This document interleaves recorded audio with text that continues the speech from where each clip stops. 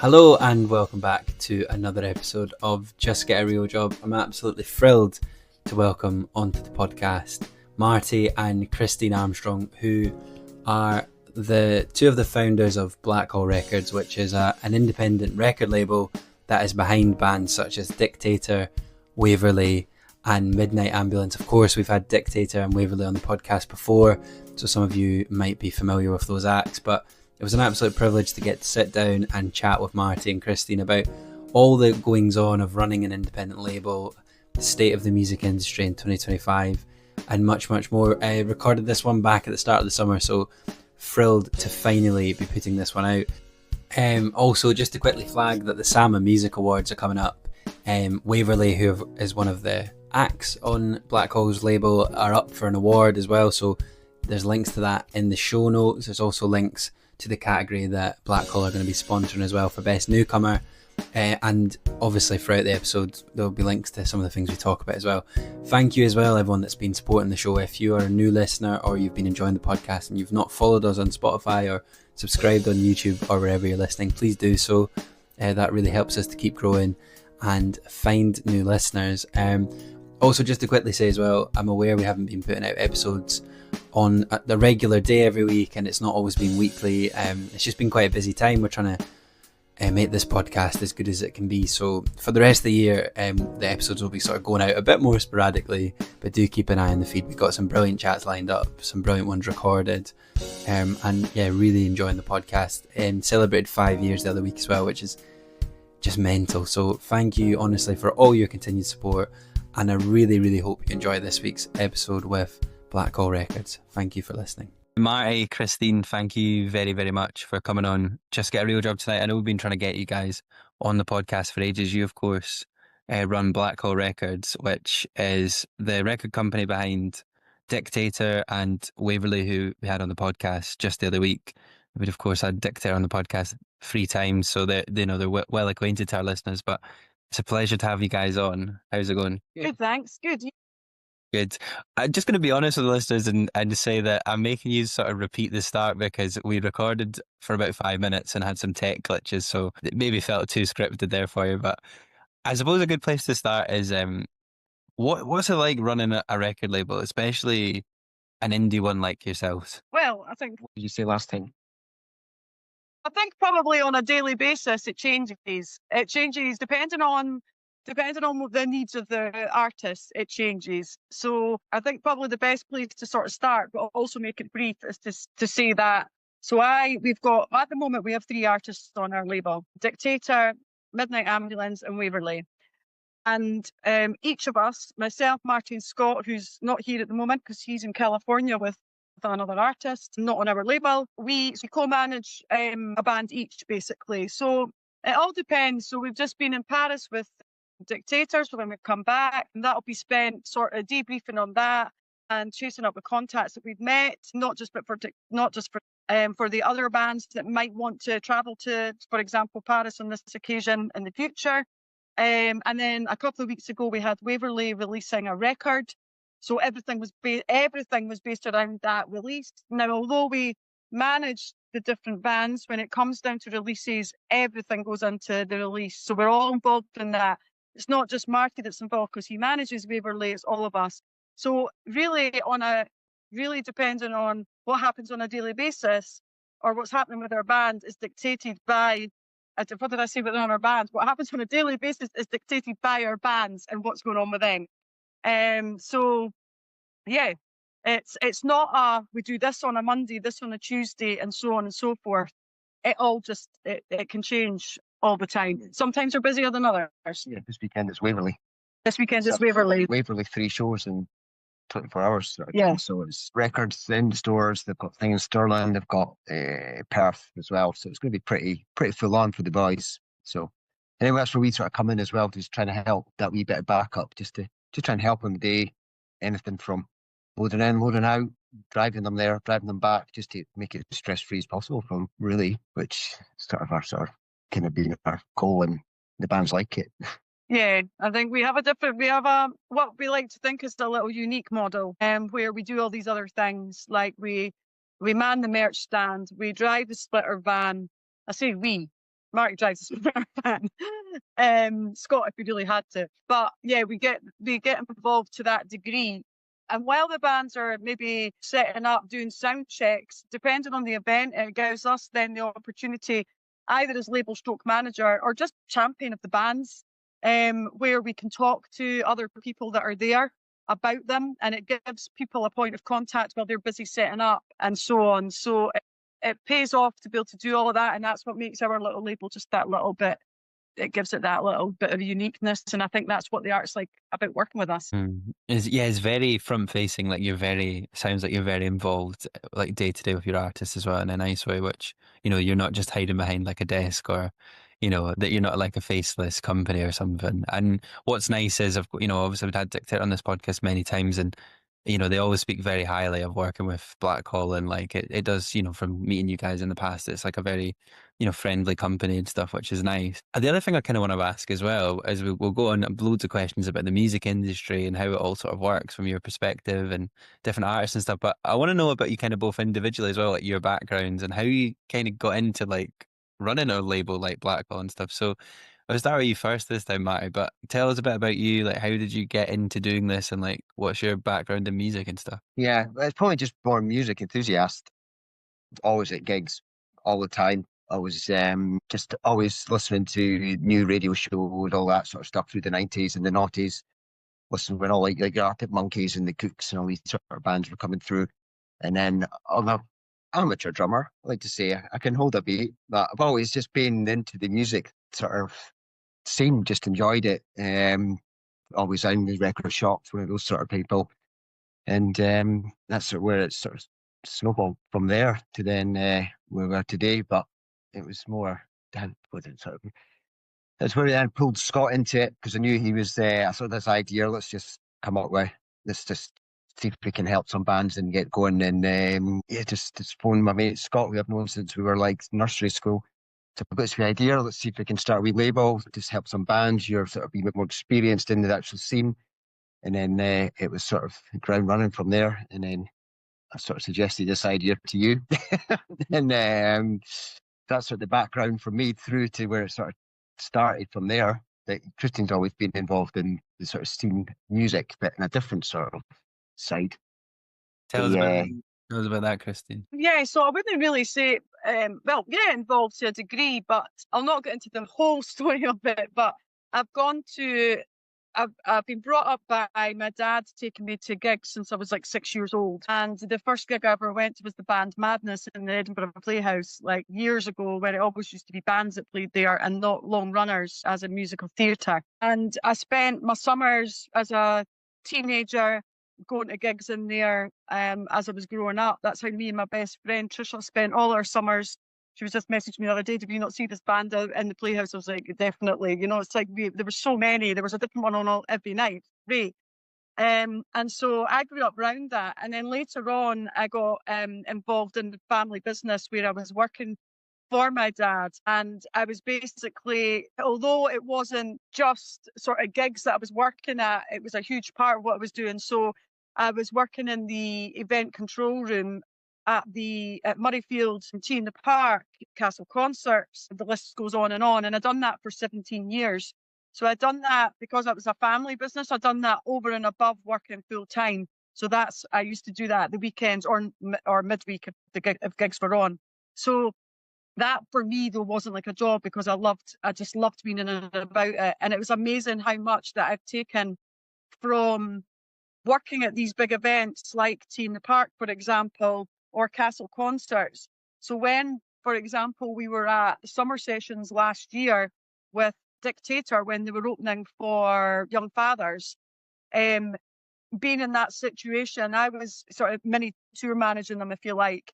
And all that experience that I had from before all kind of came into play. So it's amazing how much that has actually helped me now, even although this is a label and it's nothing to do with a control room. It's just the whole having a bit of an understanding of how all the jigsaw pieces fit together and not being frightened of a production area or a backstage area, just having had that bit of experience. So it's kind of been something that I've come up with through my life, but it's the reason that our friend introduced us, and we're married now.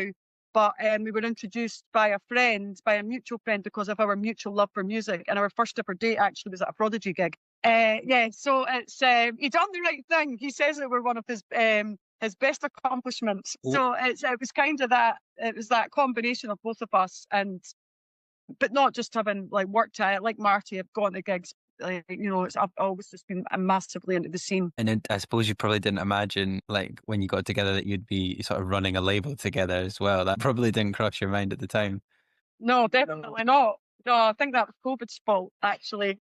I think as well as being the first record label we'd had on the podcast, you're also the first married couple we'd ever had on the podcast. So that's also a podcast first. It's nice. I didn't want to assume that, you don't want to like just... You never know.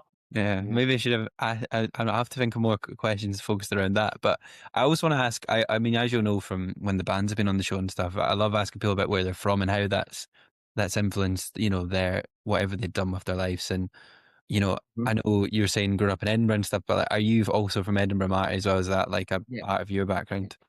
Yeah, born and bred. Yeah, so this is kind of where I'm. And Scott's we grew up in Balerno. We grew up in Balerno, yeah. So as I say, since we were like, play school. Yeah, play school. But then Scott's gone on to be, he's not here to speak for himself, but he's gone on to be a professional drummer. And he, for a long spell, was the drummer for First Aid Kit. But he also tour manages big artists, which he's away doing just now. So he brings a totally different aspect, because he's our industry expert, really, in the label. And actually, I was just talking about this the other day there to a couple of the guys, where we were talking about actually, as our bands are growing, Scott's input is starting to become more and more valuable as they're starting climbing the ladder. And it's great though. And also because he tour manages. He's all over the world a lot of the time, and it means that, for example, when we recently had Dictator in New York, and just sourcing things like contacts for equipment and things like that, that's when Scott comes into play, because he has all these contacts that are there to sort of help. So we've got all these little different elements that we sort of bring in. He's our industry expert. Marty's good at A&R, and I'm good at keeping all the shit together. Well, you're gonna have all that to complement each other. She takes no shit as well. All the bands will tell you that. I think it's important. Obviously, you got to have someone there doing that. But I want to ask a bit more about Edinburgh as well. I mean, I was sort of asking Waverley this the other week as well. But like, I mean, you obviously grew up a little bit before their time, a bit further back as well. But like, what was it like growing up in Edinburgh? I know, Christine, you were touching on the Playhouse having lots of gigs and stuff. But like, when you were both growing up, was there a lot of music there? Was it a very musical city, or how's it changed over the years and stuff? Definitely changed. Probably further up the tree, like the Playhouse back in the day, we used to have a massive act every night of the week coming through. It was just part of the touring circuit, wasn't it? Yeah. Every night. It was. I didn't go to many of them. You probably were working at them more. I could actually done the merch in the Playhouse as a teenager during the summer holidays as well. I was never out the place. But the Playhouse, you're right. The Playhouse was massive. I love hearing the stories about the Playhouse and my own. My dad, but also you'll maybe know Moira from Regular Music. Shout out to Auntie Mo. She's worked in the industry for decades, and she was talking about, and when she was the Ride Days local legend slot, and she was talking about the queues that used to be at the Playhouse. Talking about David Bowie tickets going on sale and being right up the roads and up to the corner of Princes Street onto Waterloo Place and all this kind of stuff. And it's a real shame that we don't have that anymore. I'd say that's probably, and from a grown-up point of view, isn't it? It's like it's unbelievable that we don't, like, that doesn't have the same attraction as it used to do. I know that there's obviously still like the Usher Hall, and we now have the O2, which I think's now gone back to sell the Corn Exchange, but nobody quote me on that because I'm not entirely sure. But yeah, that being such a big, important and iconic venue in Edinburgh doesn't really get used that often now for gigs. No, not really at all, to be fair. I suppose in general, like, venues across the UK are like just not the same as they were. Like, and you'll know that from, being a grassroots label with grassroots bands. Like, cannot say grassroots probably there, but anyway, yeah, it's weird. Like, it is sad. Like, even in Glasgow, like somewhere, which has always been a gig capital, like there's just not the same infrastructure there anymore, and it is a shame.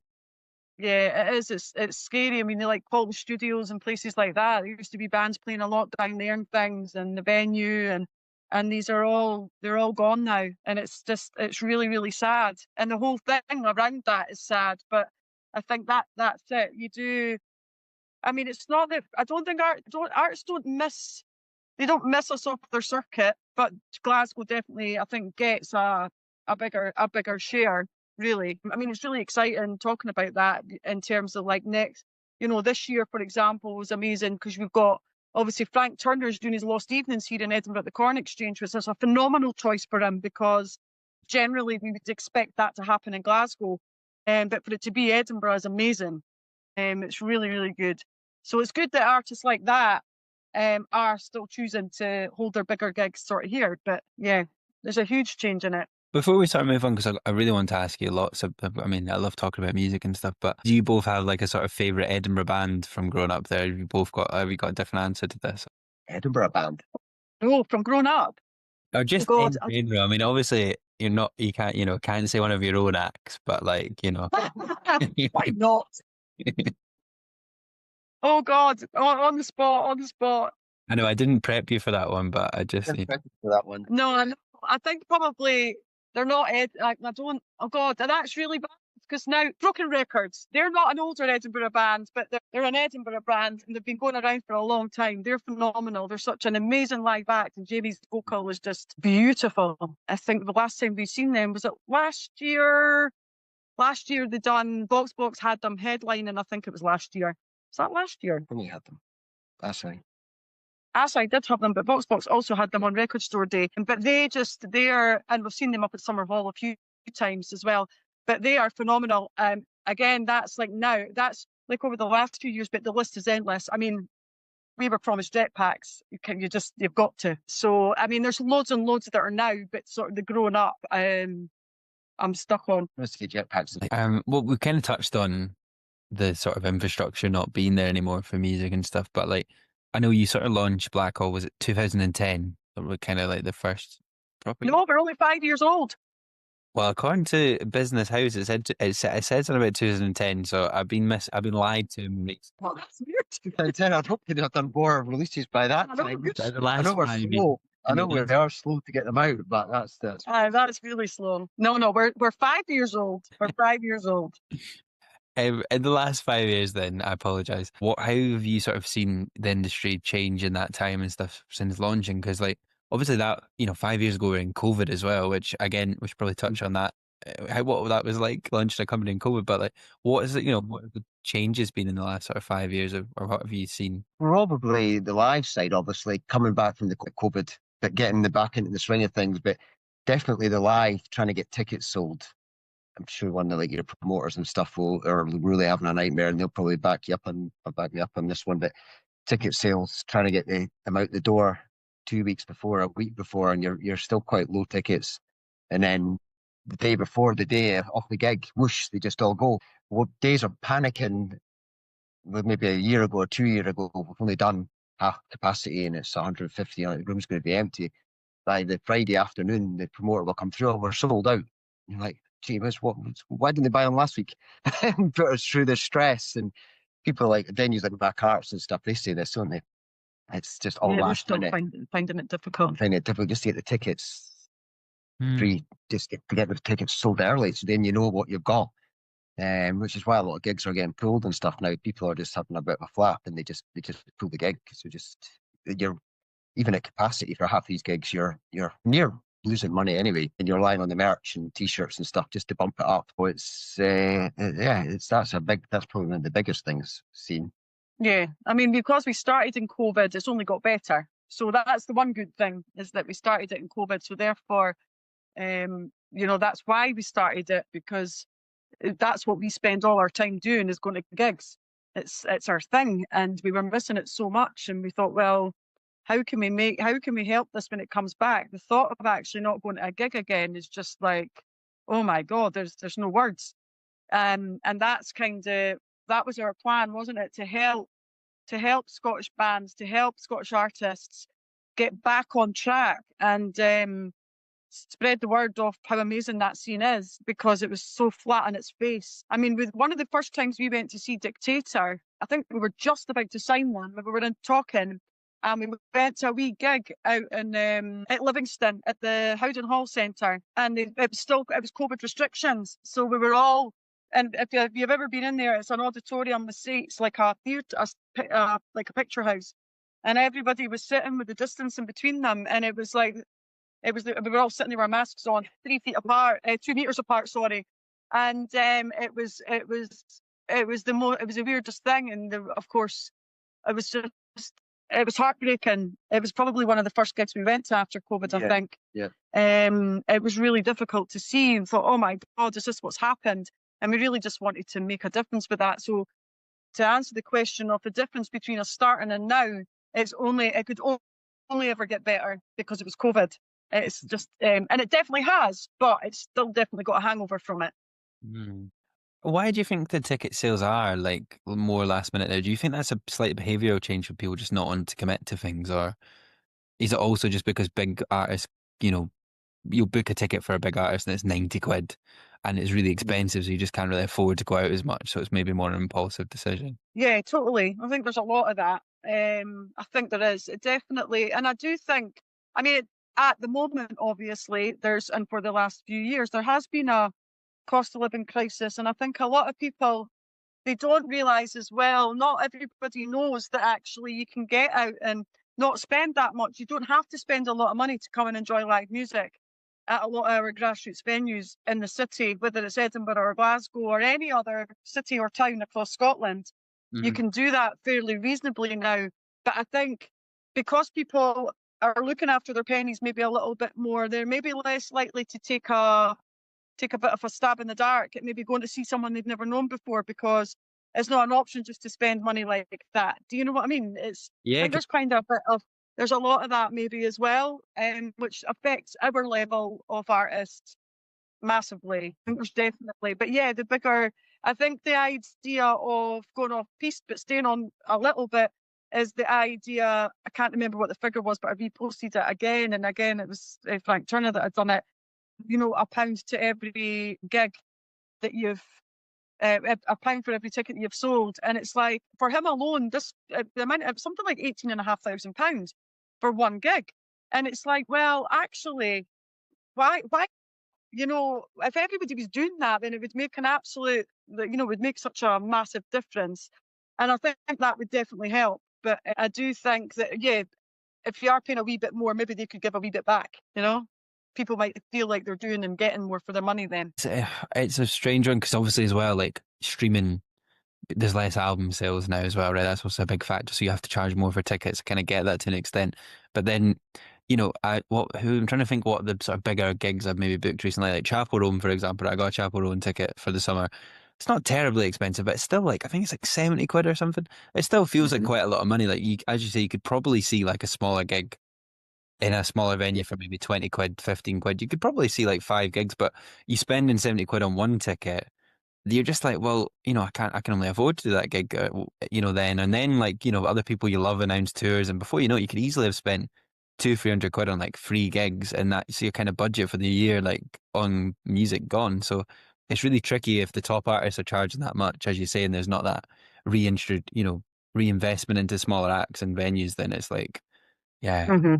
Spoils it for the rest. Yeah, exactly. Have you guys sort of got any ideas of how they could combat that apart from the sort of pound thing? Or I mean, bring the prices down. I mean, it's not really rocket science. I think some of them are just completely ridiculous. I mean, we will go from, whether it's in Sneaky Pete's, or it's in the Emirates Stadium down in London, we'll go. If it's a band that we want to see, we'll go to it. And we'll probably pay the price to do that. But I do think it would mean a lot more, I think. But I think the idea of putting this sort of little sort of tax, if you like, we're allowed to call it that, so that these bigger acts are paying, I think it's like the best idea we've heard in a long time. Other than that, it really is. It's hard. I mean, It's hard. You just got to look at how much the bands are plugging their gigs on their socials and mailing lists and everything just to, maybe get a wee ticket update on the week before, and then you can tell they hit the socials really hard just to try and get it going again. So they're trying really hard, the bands, and us, They really do. we redo everything the bands are playing now. The gigs, our upcoming gigs, we all hit it pretty hard as well. So we just keep it in the limelight and just keep it fresh in the minds of the band. Hopefully, just somebody will just go, I'll buy that. I can go. And if it's only 12 quid, 30 quid, it's not what you say. You can get to quite a few gigs at that sort of price. Yeah. And you're getting a night's entertainment. And that's without the sort of artist even making a huge amount of money either. Like, do you know what I mean? Yeah. Imagine. Oh no, they very rarely do. They very rarely do. That's the thing. It's quite often. For the merch desk, how many t-shirts did we do? I mean, we put on a showcase for our third birthday. We had our 3 bands playing. It was absolutely phenomenal. We played the Caves. We packed it out. And it was a showcase. The 3 bands never took any money for it, and all the proceeds went to Tiny Changes. Now, the reason we were able to give to Tiny Changes is because people that we've got to know that the bands work with, Paul on the noise, doing the noise, Sam on the lights, because these people looked after us on the night, and it was our first showcase, and their kindness and their support for those bands and the scene, we were able to donate something. We were able to donate a really reasonable amount to Tiny Changes, but we could only do that because they professionals were able to do it at a reasonable cost. I get it that everyone's got to make money. It shouldn't actually be that we're relying on people doing things for a reasonable cost. They should be allowed to charge what they're worth. These people are worth their weight in gold. They are magicians. They're absolutely phenomenal at what they do. But they shouldn't have to cut in order for, whether it's us doing a showcase or a band playing, in order for people to break even. It shouldn't be that way. There should be, and I'm not sure how you combat that, but we need the ticket sales in order to do it. They all need the ticket sales. That's it. And it's really difficult. It's really difficult for bands putting on shows, particularly at our level. Yeah, and this was the other side to this as well. You touched on that, like pushing stuff on social media and stuff. Social media is now a huge part of music and promoting artists and stuff. And I know from interviewing Dictator and Waverley, like I asked them about this, like how do you grow a presence online and stuff? Have you had to learn that as a label as well? Is that something you're going to figure out? Yeah, I mean, it's the one thing we've all grown. Dictator were the first band that we signed, and we said that from the start about like learning together, which we've done. Yeah, no, Dictator have been good at the socials, probably, as you know. They're really good at the content, and so it's one of the things that sort of attracted us to them as well. We sort of take it back. So if we spot a wee band or a wee artist or anybody like that, we sort of like, okay, and we keep a wee eye on what they sort of do and how committed they are to just doing stuff, but not too much stuff. It's getting the balance right. And they were good. They were good because it was sort of during COVID time and stuff. So they were coming up with good stuff, and like I was like, check these boys out. They're pretty. They've got something going on here. Yes, so we've had to sort of learn ourselves because we weren't really on Instagram and whatnot, were we? A wee bit. I think maybe our personal accounts, but more just for following bands and keeping up to date with things that are going on more than us actually uploading and doing a bit of content ourselves. But yeah, and then obviously the Twitter thing was more bigger when we started, which less popular now.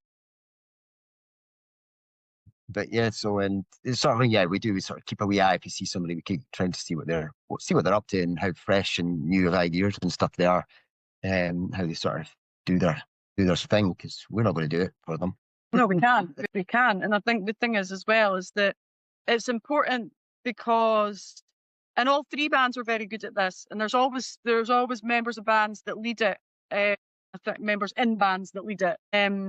But I think, Dictator are a really good example, but Waverley and Midnight Ambulance, Millie tends to more after the socials. Midnight and Waverley, I think there is probably a bit of combination of them, aren't they? But again, I think it's that they're more knowledgeable, and I think as well when you're depending on what your day job is as well helps in that sort of area. So I think that helps them because they are a bit more involved there. But it is important because without that presence nowadays, there is it's very, very, it's important, as Marty says, to get that balance right. And we're not Sony, and we don't intend to be Sony or any other major labels are out there. But we won't ever have the time to be able to do that. So it's important that our bands are doing it, because a lot of the time when they do things as well, they'll bring us into it and they'll make us co-owners, and we'll jump on and make sure that we're reposting everything that they're doing, so they're getting double hits as well. I mean, yes, some of the people that follow them will follow us, and it'll be a duplication, but at the same time, it definitely helps, I think. Just that little bit extra for them, just that little bit. If anything we can do to push them a bit further, then we'll do that. No, it's of course it's really important, and it's, as you say, like Twitter. I remember when I first followed Dictator as well. Like that was something they used a lot was Twitter, and then obviously that it changes so often that for bands and stuff as well. I wanted to, let's go back to when you started the label. It was obviously 2020. You're talking about that. Why did you decide to start this label? Like, what were the sort of reasons behind it? Because I mean, starting a record label from scratch, not the easiest thing to do, is it? It's not like a profitable way to make money.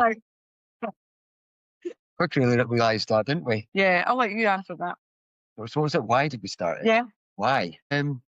Why did we start it? Well, again, it was like we were missing live, and we were working out how we could do our bit to sort of help revive that. And mainly the Scottish scene, and a lot of it is with scene bands back before they were famous, and then they come through, and I've seen them supporting whoever 2-3 years ago. Could you imagine if like you had a wee label and you signed them, and like you say you discovered them? Just that kind of thing was quite sort of always in the back of my mind to get it going. And then that's kind of where I spoke to Scott and like this wee idea. So I wanted to it's like when maybe Callum Beattie was breaking through. I was like, somebody like Callum Beattie would be quite cool. Find him like playing in the streets, I could busking away.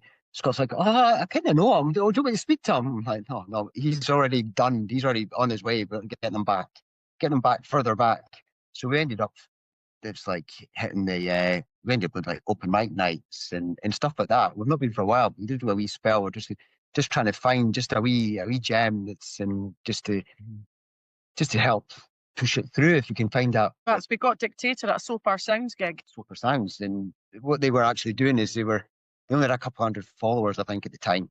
And they were like, if we get over the 200 or the 300, we'll follow another Dictator. Who do we follow? And then so I followed them, and then they sent me a wee private message. Thanks for phoning, following. And then after they were actually outside selling the tickets for their next gig, I was like, these boys are like, they're grafters. These boys are definitely, they've got something going on here. There's just little things they were doing that was just, plus Michael's voice was absolutely incredible. We're like, that was, it's sort of stripped back, hearing it like in a So Far Sounds was really blown away. So that was the first thing, obviously, was just just a whole band were. They had a bit of banter. They were all quite having a laugh in that sort of Dictator way that we see. Do you see today? It's exactly the same. They've not matured in the slightest, but in a good way. They're all like getting married and having children and stuff, but they're still the Dictators that we met. Yeah. I say Dictators because that's not the name of the band, it's Dictator, but given that they were talking about them individually. And I just spent hours driving to Paris and looting with them, and they've definitely not changed. Yeah. No, they've not changed. No, good fun. But it's but yeah, I think that, as you're saying, like it was all that kind of made us start the lack of live, and what could we do to help that? And I mean, we've seen Dictator though before. That was actually before COVID. It was February and COVID came in March, if I remember right. And then we watched them, and then we got in contact with them later on that year, wasn't it? And that's when. So we actually watched them for quite a long time before we approached them, because we didn't have the label at that point. That was so complete coincidence. Yeah, we were just straight up that we're just a new label, music enthusiasts, whatever. Scott, musician, just do you want us to have a wee chat? And the boys went, yeah, let's have a chat. And then we've grown together. 2 EPs in, and various trips and all the shenanigans, all the craziness and big gigs, wee gigs. Yeah. It's been a good adventure. It definitely has. Enjoyed it all. And with the other 2 acts and stuff as well, is that similar how that all came about, or does it just all sort of happen in its own organic way as well? Well, again, I think our next one was Midnight Ambulance, and Scott happened to be sitting in an airport with Fraser. Fraser didn't know that Scott was involved, had his own record label, and happened to, I think there was a conversation, and when they watched this back, forgive me if I've got this a bit wrong, but my recollection is that it was, what you do when you get back home? What do you do when you get back home? And Fraser happened to say that he was in this band because they worked together away, but there was no chat about the band. And Scott was like, really? Oh, all right, who's that then? And what's that? And then Scott said, I've got something to share with you because this is our thing. We must all agree. We must all like and agree that we've got a feeling about a band or an artist. We've got to agree on all that. If all three of us don't agree, then it's not a goer. It has to be all three of us agreeing. So he's like, I really like it, I'll send it over. And he sent over, it was actually a video for Smoking Sweets by Midnight Ambulance, and it's phenomenal. And we just looked at it. I remember we were in this room and we put it on the laptop, and then two of us stood like that. And I was like, oh my God. So that's how that came about. So we signed Midnight Ambulance, and again, they're just great people. They're lovely. And we went on to Brent to release their first EP, and they've just released a single not that long ago as well. Again, Fraser, but both have all of our artists have full-time jobs outside. Some of them are involved in the music industry, some not. One or two of them, most of them in other jobs. But Fraser is one that works and he's as part of another, as a touring family elsewhere.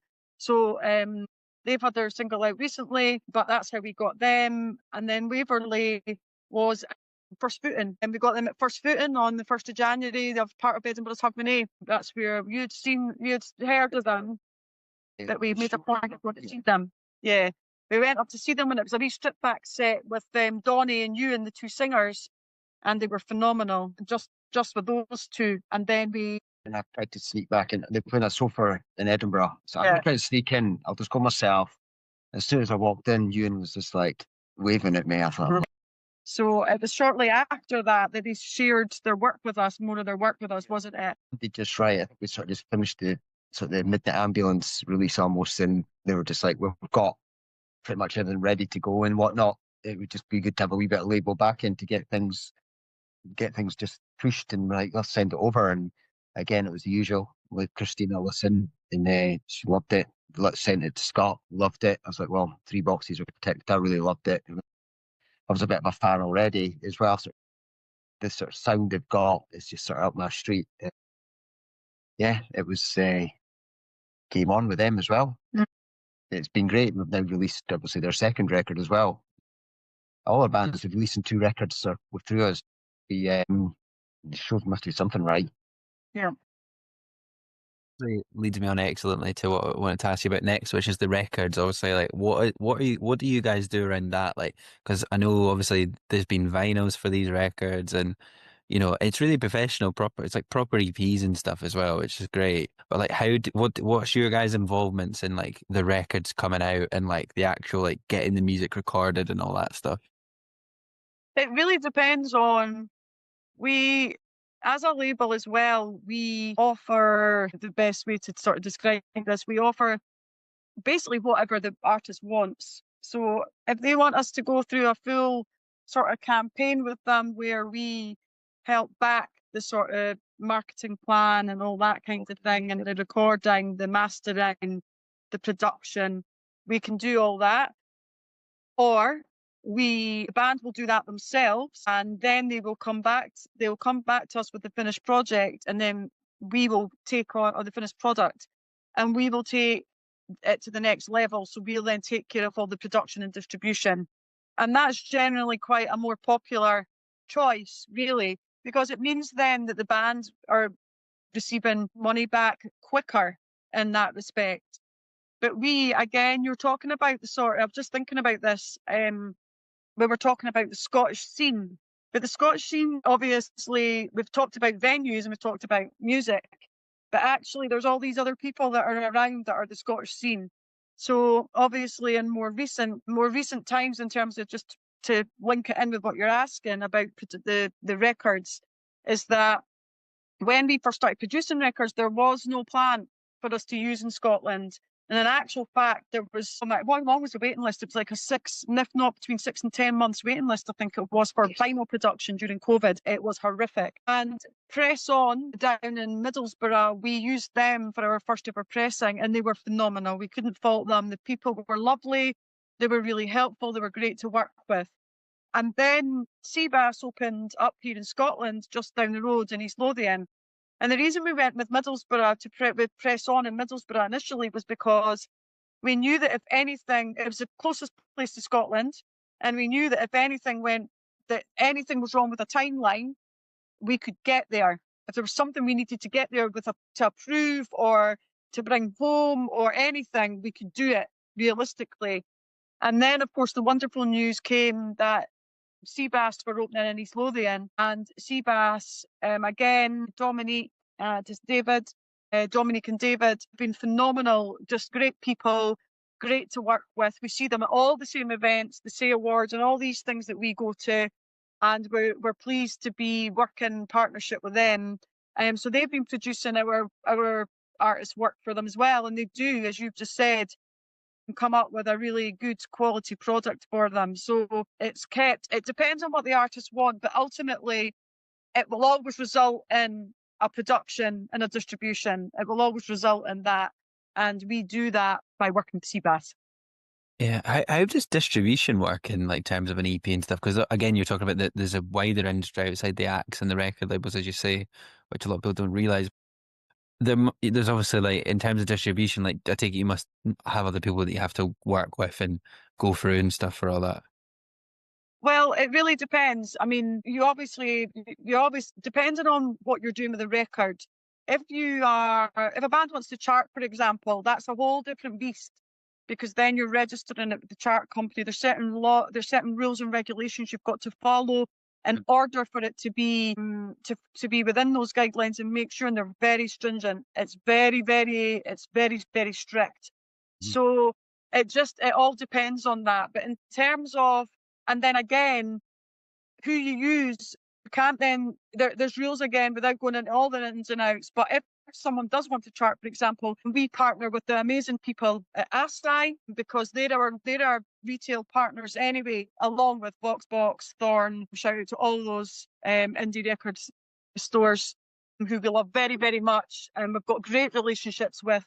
But for example, on the first Dictator record, we charted, and the numbers were phenomenal. You know, I could reel them all off to you. They've done so well. But the rules and the regulations around the chart company dictate that we have to use another organisation, a third-party organisation, to do our distribution for us, to make sure it's above board. So ASI were our chosen people on that occasion, and Keith and all the guys over at ASI are just phenomenal. They worked so well and so hard for us, and helped us not only realise a dream, but also Dictator. By them helping with, or them being responsible for the distribution, they were able to chart that first record. So it just depends on what it is. Otherwise, we take control of the distribution ourselves. We dispatch all from our address. We personally stamp, kiss, lick, cuddle, hug the records before they go out. They're personally done by our hands, no matter how many there are. It's mad though how much there is to it. It just shows you that, like, if you're a band and you don't have a lot of money behind you, it's just really hard to get these things out there, and it's a shame. You are just at a disadvantage, aren't you? Yeah. Yeah, and you're taking a punt that you're going to sell all the records first of all. And the idea is that hopefully you'll find one that will sell your first pressing really quick, and you can do a second pressing, and you've still got the pressing rights while they keep growing and growing and growing. And even that first record is kind of what you're sort of hoping for. But yeah, it is a punt. It's expensive. It's not cheap. But the more numbers you do, obviously cheaper it gets. But then you've got to find the space. You've got to store stuff. You've got to store it right. You've got to just look after your vinyls. You can't just have them sitting in the attic in the summer at ridiculous degrees warping. So it's just got to have space for that. So our spare room's nice and nice. Yeah. It's the right kind of conditions, but it's busy. Boxes and all the packaging, and just, so we've got merch boxes. So we just grab when we go to a gig. We've got them all ready. We've got merch ready. We've got little carry cases for the vinyls to protect them when we're moving. it's just wee things like that, you know. Mm-hmm. Just we've got little lights when we do the merch. It just fills the boxes. It's just space. Yeah, it's back to that vinyl. They are expensive, which is why a lot of bands maybe just do CDs themselves, just to run the CDs, because they can't afford to do that. Which is where we come in again. If it's the right thing, we'll run the vinyl. But the CDs are sort of, well, they're not dead, obviously. There's still some small market. Oh, we sold one the other day, and it just reminded me, I had to write it down. Yeah, we sold one the other day. Although saying that as well, there was a Dictator one sold the other day, then we sold some in Waverley over the last couple of weeks when the release came out of their last one. And again, it's like not all bands want to do the same thing. But I think what you've got to remember as well is what's really important is that for the bands that we work with, we are really lucky because they've got such amazing imaginations, these guys and gals, where actually they're it is a work of art. And this is the other thing about you saying it's really good quality and all that. These are people who have put everything in to making these records, and it's realizing a dream for them. So for us, it's really important that when the product comes out and we're all holding it, that it looks like something that the Foo Fighters have produced. It doesn't look any different. It looks just as special. And it does exactly that. There's no difference between the quality. The packaging is beautiful. But the one thing I was going to say is that the artwork is spot on for our three bands. They have their own theme sort of running through it. And there is no doubt about it that a beautiful sleeve will also, even if people don't know the band particularly well, the sleeve will often make people buy it. And I think that, you know, the teams have been all three teams have been really, really good at making sure that they've got these themes running through their work. And also the coloured vinyl. They've all done coloured vinyl. So that also, we were down in on the way back from Paris with Dictator during the weekend. We had another gig in Luton at a little sort of a wee festival, and a wee sort of, yeah, it was a wee festival thing, wasn't it? A wee multi-venue thing, and it was great. They were lovely people, great people down there. All Your Friends, it was called, and it's brand new, and they were so kind to us, and it was lovely. And actually, I handed the guy the record. I went, look, and I pulled the vinyl out. And he went, oh, beautiful. He was like so excited. And people do, they love it. So it's just that having that nice special thing in their hand, they love all that. So that makes a difference. A bit of thought goes into what you're producing, not just your sound, but that whole package. Yeah, and I think a lot of, if there's anyone listening that wants to start a band or is in a band, it's like having those small details can make a big difference, as you say. Like, you know, it just gives you a uniqueness as well, which is nice. There's a few specific things I want to talk to you about. Firstly, the first one is AI, which again, it's a buzzword at the moment, but are you kind of scared about AI as like a record label? Because obviously like it's coming into music. I mean, there's obviously benefits to everything. Like, you know, had weird Beatles song that came out the other year. Obviously they used it to remaster John Lennon's voice and stuff. And I'm sure like when it comes to mixing records, there's probably a lot of pros and stuff, but is it something that worries you guys? Do you think it's going to replace music, or do you think it'll be all right? I think, as you say, I think it'll just have its place. You can just sometimes tell an AI record it's just polished and the harmonies are funny and there's an echo. Maybe that'll go away. Maybe that'll get better. But you can just tell. It's just something about it compared to just an actual band. But you're right. Like we've seen McCartney. When was that, last year? Mm-hmm. Yeah, and they done the Lennon song. Mm-hmm. Okay, it's got a place. That's pretty cool. But yeah, I think generally singing along with them. Yeah, but it's not too wait and see. But it's different. That's a hard question. It's a hard question because you don't know how it's going to pan out. I think it's more a worry. We have our place in the industry working with our artists, but I worry more about the artists because they don't get enough. It's already bad enough with royalties and the very little that they get paid for all that, let alone something coming along and imitating their work and them being ripped off even further. that really hurt. That really upsets me. But it's not just them; it's all these other people that we previously spoke about when you're putting on a show, or whether you are creating when you're creating your record. You need producers, you need engineers, you need all this, and it's all of that, and that worries me. But that's just me as a person. That's just it's just me wanting to look after them all. It's I just worry about the impact on them. Yeah, it's got its place. It's got its place for, we get lots and lots and lots of demos through, lots. And, someone sent through one, actually came from a friend of ours, went into someone's house to do a job. Turned out the girl, she had a sleeve on their wall. Turned out she was a musician. She shared some work with us and it was fabulous. But she'd done it at home. Now, she wouldn't have been able to do it at home. She's clearly someone who has nothing behind her, has done nothing yet.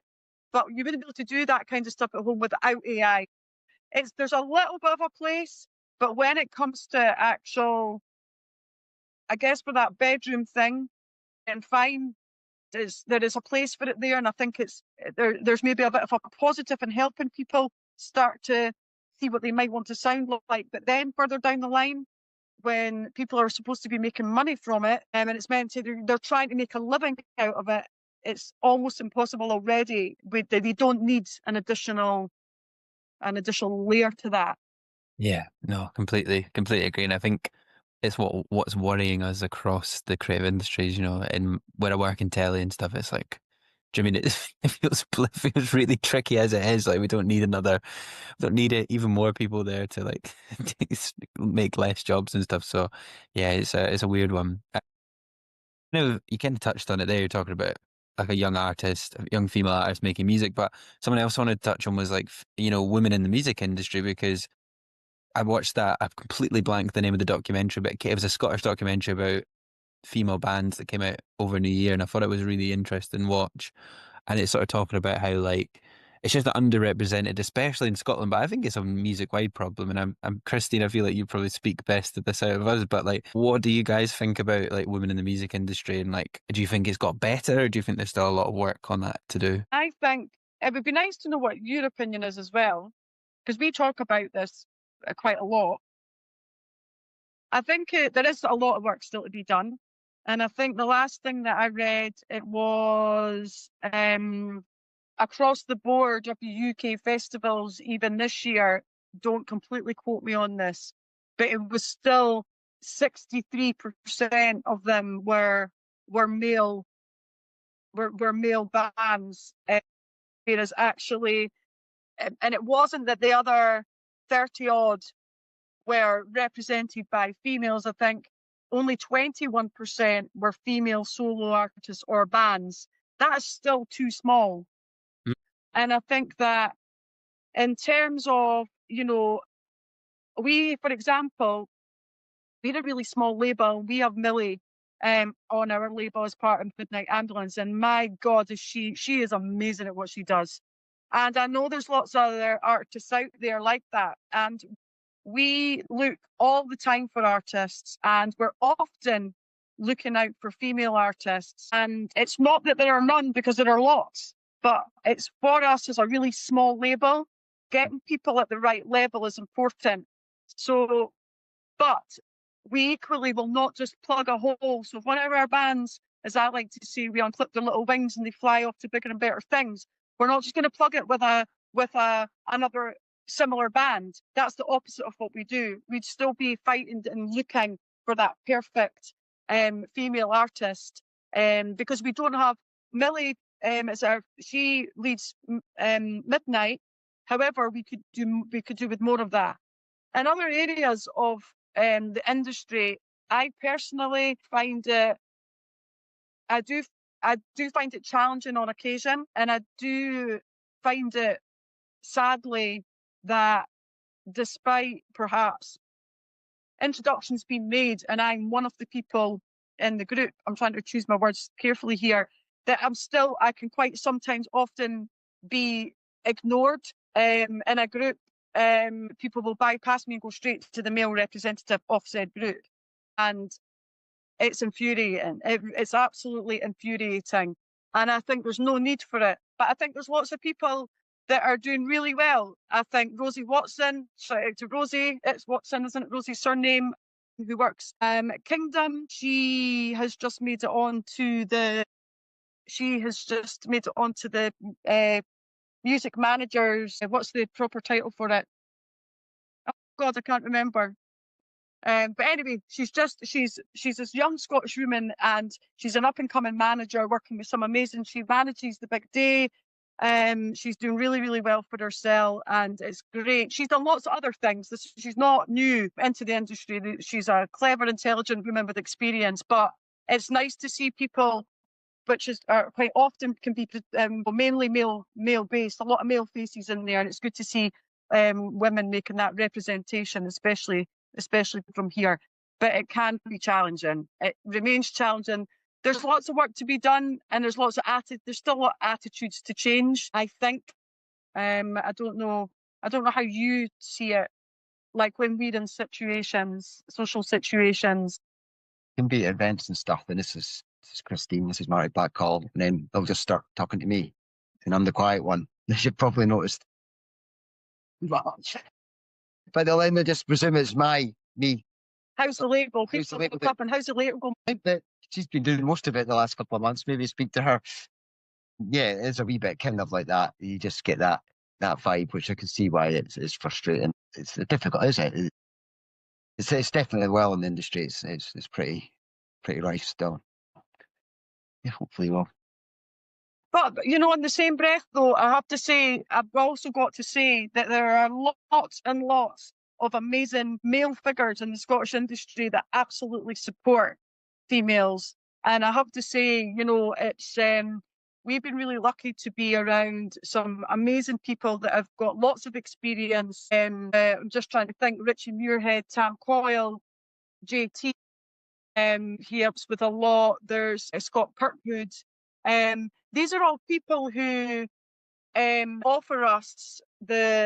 offered to, they help me with advice, offering to mentor me, and I think that's amazing. When I'm approaching people and saying things, before I started getting involved with management, for example, with Dictator, I would say to people, talk to them about that situation. And, the likes of Scott, for example, Kirkwood, I remember we were in Texas with him. We had to go all the way to Texas, and that's where we sat and spoke. We didn't just meet for coffee here. And at South by, and he's like, I'll happily mentor you. I can help you with that. And that's what you need. You need people. You want people to be supporting and showing that they're welcoming you in that way. And I think that's really important. And I have that little bit at the start there when you asked the question is the negative, but actually there are lots of positives. There's lots, and we're surrounded by lots of amazing people. It'll always be the minority that the attitude needs to change a little bit. But I think I say we because it affects the whole label. It's not just me, so. Yeah, no, yeah. I think, as you say, it's vital in all aspects of the creative industries that you just need people to put the ladders down behind them and offer advice to people coming up. And I think you need that more than ever, especially in grassroots music where there's just no money and it's so bloody hard for working class artists in particular to have a chance. Yeah, and they can't afford these artists as well. It's not there's not pots of money to be able to pay people. So actually, you're relying. So if I'm coming in as a manager, any of us are, it doesn't matter what our gender is, we're coming in as a manager. You need people that are in the know to offer to do things like mentor you. That they're not expecting a big sum of money for you. They just want to be helpful. They just want to help. Again, they're just trying to help the scene. And it's really important. And like I say, thankfully, we've seen a lot of that. We've been really, really fortunate that we've seen more people wanting to help us than not, really. Well, I know we've been speaking for nearly an hour. It always goes so fast. Probably more if we include the technical issues right at the start. I've started to wrap things up. I've got a couple more questions, but one of them is just like, what is your guys' sort of plans for the next few years? Have you got like any big goals? Do you want to try and get another artist on the label and stuff like that? Like, what's coming up? Yeah, definitely keep looking. Definitely get another. Yes, I mean, because we put so much into each artist, we don't want to just end up with like 10, 15, 20. We just couldn't do what we do. There's just not a chance. I mean, let's just say last weekend it was Paris and Luton. This weekend it's Waverley, Stirling, Perth, all that. So your weekend's gone, just like click of the fingers, it's gone. So we sort of said we've got space. It'd be good just to find out just that wee little solo artist. That's kind of where we'd end. Just sort of find them, maybe 1-2 songs, Spotify. Just both. A lot of labels are after what's your TikTok, what's your thing, what's your Instagram followers, what's that like? No, we want them way back, like down there. I played an open mic last night. I tried this song sort of level, and then even if it takes a year, 2 years before they're ready to release, we're cool with that. We've always said that to all our artists. If you're no pressure, if you're not happy, don't. We're not going to push you to like put anything out. That's kind of way we've done it. In the Dictator, we're like that a wee bit for Rubik's. It's not ready yet. That's cool, Michael. It's fine. No pressure. Just take your time. It's like if it's another 6 months. It's not like a Lewis Capaldi situation. You need to get this out, and you're going to be having a total stress. You know, we just got to, and that's sort of they've always sort of all the artists have been quite thankful for that, haven't they? Just Yeah, well, I think that they've learned from the last couple of years. There's obviously been a bit of press about the pressures that are on people, and it's never been our intention, and that's it goes way back. I don't really want to go into like names and stuff, but about artists and how they can't, and how they've found it difficult to handle the pressures. And we've always said that that's the opposite of what we want to do, because we're in it for the love of it, and we want them to enjoy it, and we want them, and it's just nice watching them all grow. But I think, as you were saying, I think the sort of plans for Blackhall, is to find other artists, but we do that again, like we were saying, through the likes of sort of So Far, and again, First Footing, and being at gigs for the bigger gigs, being at them, not even bigger gigs, any gig for openers, seeing who's playing, see if it's someone we can pick up. In actual fact, it's the smaller gigs that will give us them, because they're right at the right level for us. And then we have people like Jim Galloway and Uncle Vic, who's been amazing. He's a massive supporter. Big shout out to Uncle Vic Galloway there. Just supporting our bands and playing their music, but also playing the music of others that we can then go, oh, who's that? Oh, and BBC Introducing are good for that. They've also been amazing at supporting our bands also. So it's we're always looking, no matter where we are and what we're doing. So that is the plan. Yes. Is that we will grow, and it's always our intention that, like I was saying earlier on, that we unclip the wings of our artists one day, because they've reached the point that it's time. And then if and when that happens, it means that we succeeded in everything that we set out to do, which is, the ultimate goal. No, it's brilliant, and it's really exciting as well. And as you say, you put a lot of work into your artists as it is, so you can't just. I think sometimes companies grow too fast, don't they, as well, and then they end up. That's a problem as well. So it's a tricky balance. So thanks for answering that. I get the other question I want to ask you is just like what the biggest sort of lesson you've learned so far from running a record label for the last 5 years. What's the biggest lesson? You're going to lose a lot of sleep. Being out a lot, yeah, that's for sure. Biggest lesson? Yeah, I don't know. Biggest lesson. I don't know if it's the biggest lesson. I don't know if this really answers the question well, but I think is that putting the artist at the forefront of everything you're doing I guess it is a lesson, because we didn't know it in the start.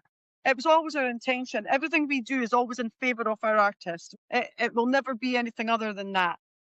But I think that in order to make sure, again, it goes back to them being very, people these artists working hard on producing this work, and making sure that you can do the best that you can for them to be happy, and actually ecstatic with whatever they're putting out.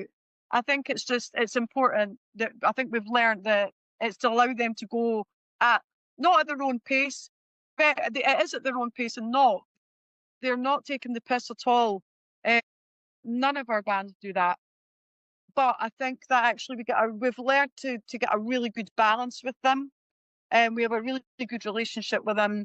We're in tune with them, and I think that that's really important. So I think that's probably having a good relationship with the bands and being part of the wider team. Not only is it exciting for you, it's essential. You Mm. can't just come in and go, I'm the label, you know, and like you can't do that. It's just, well, people do, but you can't. It's not. It doesn't work very well. It's not a good look.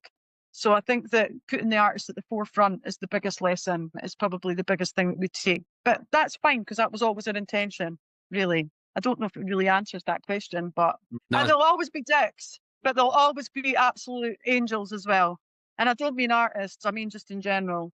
And that goes back to the way that people receive you and approach you or don't. and I think there's a big problem in the music industry. There's always the stereotype of like the evil record company, isn't there? Which is nice why you know people like yourself are actually. I mean, I know there'll be lots of lovely people working in music that love it and care about it, but I think there is a bit of that still. Yeah.